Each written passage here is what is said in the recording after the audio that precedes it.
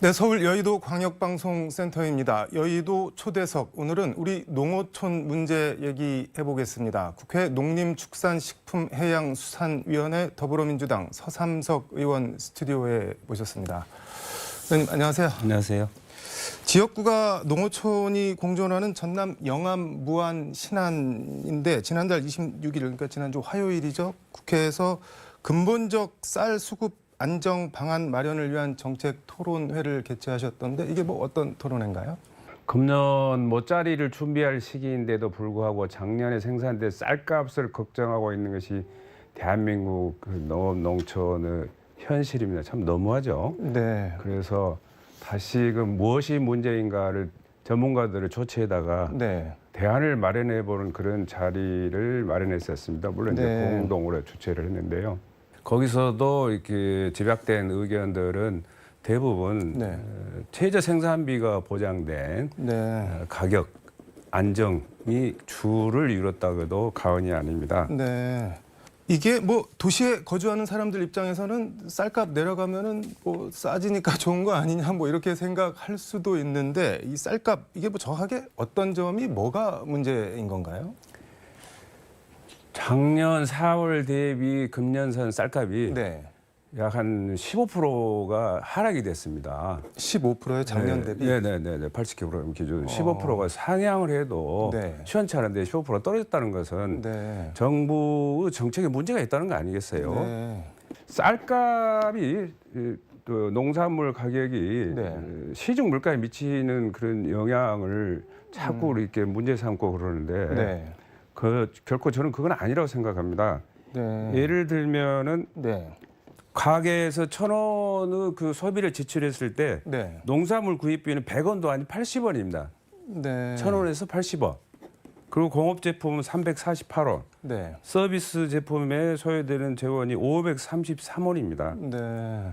농수축산물이 차지하는 비중은 7분의 1도 안 됩니다. 네. 그런데 매번 그 농산물 가격이 올라가면은 시중 물가에 영향을 미친다라는 그런 재정 당국의 통행에는 저는 신뢰할 수 없다고 생각합니다. 저는 전혀 영향을 미치지 네. 않기 때문에 네. 생산비 보장이 반드시 되는 그런 가격 안정을 정부가 법적으로 저는 제도화해서 네. 추진해야 된다는 그런 생각을 갖고 있습니다. 뭔가 숫자랑 통계를 많이 갖고 오셨는데 잔뜩 갖고 오셨는데 이게 뭐 그래서 어떻게 해야 된다고 뭐 토론회에서는 어떤 제언이나 뭐 대안 같은 게 논의가 됐나요? 흉년이든 풍년이든 가격의 변동 그 기폭은 네. 상당히 심해가지고 네. 오롯이 그 생산자들한테만 손해를 끼치는 경우가 매년 되풀이되고 반복이 되고 있습니다. 네. 가격이 등락폭이 심한 것도 문제지만 네. 쌀 생산량을 예측하는 그 시스템이 네. 2008년도에는 농림부였었는데 네. 그게 통계청으로 이관이 됐습니다. 네. 그래서 전문성 있는 통계 수치가 확보되지 못한 데서 오는 수급 불균형도 네. 초래됐다라는 그런 그 지적을 제가 상임위를 통해서 수차례 해왔거든요. 네. 그래서 지금이라도 2008년 이전으로 돌아가서 농림부로 통계청이 갖고 있는 그 통계 업무를 전문성 있는 농림부로 재이관을 해달라. 네. 그렇게 요청을 했고 또 관련된 그 법안도 제가 지금 이렇게 발의를 지금 해놓은 상태입니다. 그리고 쌀 생산량의 수요량을 3% 이상 초과하거나 네. 전년도 가격 대비 5% 이상 이렇게 떨어졌을 때는 네.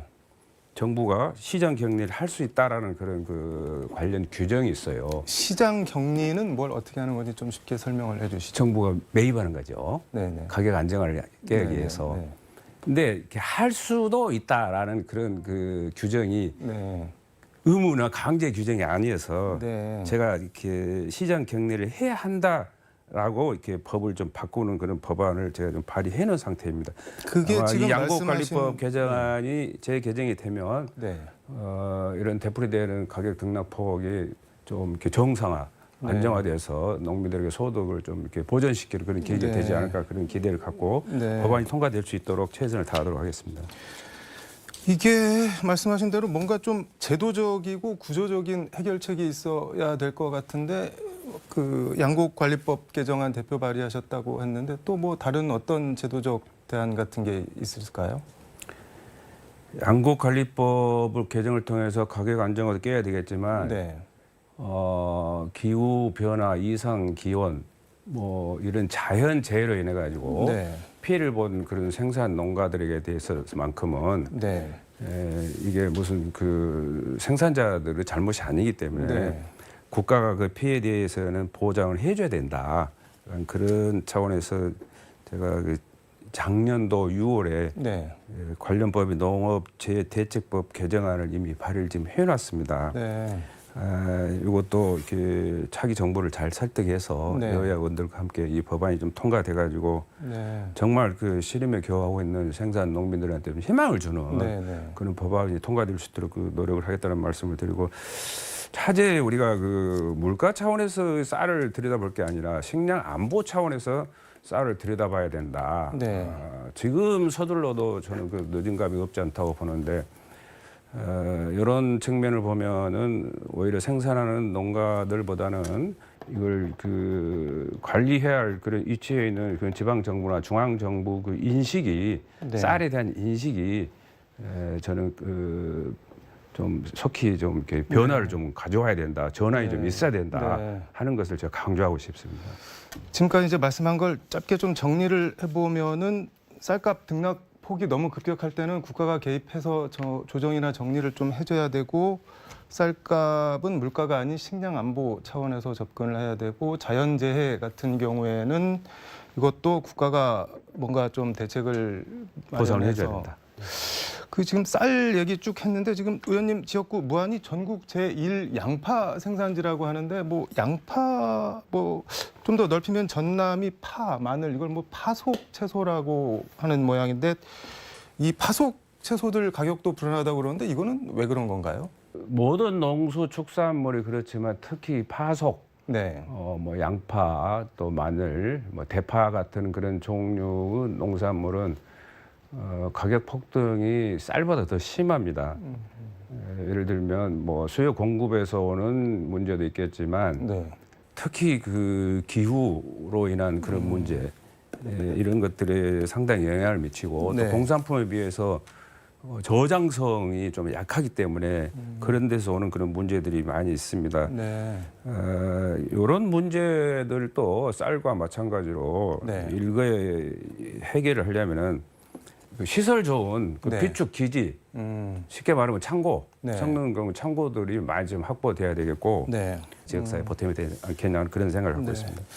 법안 얘기 몇 개 했는데 이달 초인데 지역 농림업 발전 사업 협력 촉진에 관한 법률안을 대표 발의하셨던데 이건 뭐 있는 법안 개정안이 아니고 제정안인 것 같은데 뭐 어떤 법안인가요, 이거는? 제가 4년 동안 제가 주장을 해와가지고 네. 겨우 이렇게 이제 성안을 해서 지금 제출해서 네. 지금 상임위 지금 계류 중인데 네. 그 간단하게 말씀드리면은 네. 지방자치단체도 어렵고 협동조합도 어렵다. 지방자치단체나 협동조합이 하는 일이 유사하니까 네. 그런 그 적은 예산으로 효율성을 제고하려면은 지자체하고 협동조합하고 좀 상생하고 좀 협치를 하자 네. 하는 그걸 이렇게 제가 계속 그 주장을 해와서 이걸 법안으로 좀 성안을 해놓은 상태입니다. 뭔가 지자체랑 조합이 좀 체계적이고 유기적으로 협업을 해야 된다는 말씀인 것 같은데 이게 지금 지방 소멸 뭐 이런 말이 공공연하게 나오는데 뭐 발상의 전환, 뭐 특단의 대책 이렇게 말하면 좀 너무 쉬워 보이긴 하지만 어떤 게 있을까요? 그런 게 발상을 전환할 만한 게? 인구 소멸, 지역 소멸과 그 연장선상에서 들여다봐야 할 그런 문제인데요. 네. 그러다 보니까 가뜩이나 여건과 환경이 불비되어 있는 상태에서 네. 상대적으로 고령화되어 있고 출생은 낮아지고 또 해외 인력 수급도 이렇게 원활치 않다 보니까 네. 인건비가 대폭 상승하는 그런 문제가 최근에 코로나19 발생 후에 아주 그 비중 있게 지금 대등이 됐습니다. 네. 이런 문제들을 종합적으로 해결하려면은 관련된 법을 가지고 정부가 지방자치단체를 들여다봐야 되고 네. 인구와 지역의 소멸 위험도가 높은 지역에는 특별 배려를 해야 된다. 네. 그런 차원에서 제가 그 21대 국회에 들어와서 제 1호 법안으로 인구 소멸 위기 지역 지원에 관한 특별법 제정안을 이미 발의해가지고 네. 행안위에서 타법과 함께 지금 그 논의가 좀 되고 있습니다. 네. 쉽게 말씀드리면은 인구가 적다 보니까 그 의료 시설에 대한 그런 정부 차원이나 민간 차원에서 투자가 현저히 떨어져가지고 네. 뭐 산부인과가 보기 드물다는 등 그리고 또 고가의 장비가 이렇게 네. 뭐 접하기가 뭐 어렵다는 등 이런 것들이 있어요. 그래서 정부가 시도별로 거점 그 의과대학도 좀 설치하고 거점 병원도 좀 설치해라. 그리고 학교 신설 문제, 또 어려운 그런 교육 재정 지원의 문제, 그리고 뭐 특별 회계나 기금을 설치해 가지고 농어촌에 종합적으로 국가가 지원해야 된다라는 것이 이 법이 담고 있는 네. 그 주요 내용들입니다. 이게 지금 그러니까 뭐 요약하자면은 인프라를 좀 지방도 잘 갖출 수 있도록 정부가 적극 역할을 해야 된다 뭐 그런 취지인 거죠. 법으로 보장을 해줘야 된다. 법으로. 예. 2022년 전국 산단 대개조 사업에 전남 서남권 산단 대개조 사업이 최종 선정됐다고 하는데 이거는 또 뭐 어떤 내용인가요? 영암의 대불산단이라는 큰 공단이 있습니다. 네. 그 역사가 좀 됐죠. 그래서 쉽게 말하면 건축으로 보면 리모델링할 시점이 됐다. 또 그 조선산업 또 부가가치가 높은 그 소형 선박 위주로 가는 그런 경향도 있으니까 거기에 네. 맞게끔 가야 된다. 또 그 산단에도 인력 수급이 원활하지 못하다 보니까 스마트화해야 된다라는 이런 그 세 가지 관점에서 정부가 3년간에 걸쳐서 약 한 3,600억을 네. 영암, 대불, 또 해남 하원, 또 목포 삽진 네. 공단에 그 지원하게 하는 그런 그 정책입니다. 네. 지역에 있는 그런 산단의 개념을 넘어서 글로벌한 그런 산단으로 발전할 수 있는 네. 아주 그 촉매적인 그 동기부여의 역할이 이 사업의 의미가 있다고 저는 생각합니다. 이게 뭐 의원님이 최근 영암 무한 배수 개선 사업비 뭐 620억 원 확정 등등 좀 몇 가지 더 물어보고 싶은 게 있는데 시간 관계상 앞으로 하셔야 할 일이 많을 것 같은데 그냥 압축해서 뭐 당부하거나 마지막으로 이 말은 KBC 시청자께 하고 가야겠다 싶은 말씀이 있으면 편하게 한 말씀 부탁드리겠습니다. 코로나19 이후에 가뜩이나 뭐 어려운 것이 우리나라뿐만이 아니라 세계적인 현상입니다. 그 중에서도 농어민들이 상대적으로 더 많은 그런 박탈감을 느끼고 있습니다. 네. 정부는 헌법이 명시하고 있는 한도 내에서 농민들이 생산해내는 가격 문제, 생산 부분에 대한 그 유통 문제 이런 것들에 대해서 좀 심혈을 기울여서 농민들에게 이익이 되는 그런 그 관점에서 네. 새 정부가 좀 바라봐 줬으면 좋겠다는 그런 말씀을 드리고 네. 시청자 여러분은 뭐 이렇게 훌륭한 그런 생산자이기도 하시고 또 현명한 또 소비자이시기도 합니다. 어려운 그런 농업민들에 대해서 좀 더 이렇게 더욱 더 관심을 좀 많이 가져주시고 또 성원도 좀 많이 해주시면 좋겠다. 그래서 정부는 생산자의 소득을 보장해주고 또 지자체는 소비자의 안전한 먹거리를 생산해내는 것을 담보해주는 그런 지원 정책을 좀 이렇게 확대해줬으면 좋겠고 그래서 이런 것들이 잘 이루어져 가지고 우리 사회의 건강한 생산과 소비 문화가 이루어졌으면 좋겠다 하는 말씀을 드리고 또 저 또한 저 위치에서 이런 일들이 잘 진행이 될 수 있도록 우리 농업민들에게 도움이 될 수 있도록 희망이 될 수 있도록 네. 노력을 하겠다는 말씀을 드리겠습니다.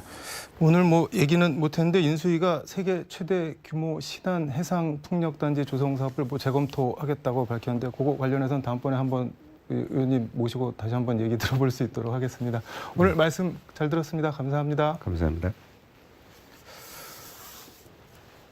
네, 민주당과 정부가 지난주 쌀 시장 격리 당정 협의를 열고 쌀값 하락폭 확대를 막기 위한 추가 매입 조치 등에 나서기로 했습니다. 농자 천하지 대본, 농사는 천하의 큰 근본이라는 말이 있습니다. 의미가 좀 바래진 감이 없지 않아 있지만 어느 정권이냐, 정권 교체와 무관하게 농어촌과 도시, 중앙과 지방이 더불어 상생하며 살 수 있도록 함께 배려하고 노력했으면 좋겠습니다. 지금까지 서울 여의도 광역방송센터에서 전해드렸습니다. 광주 나와주세요.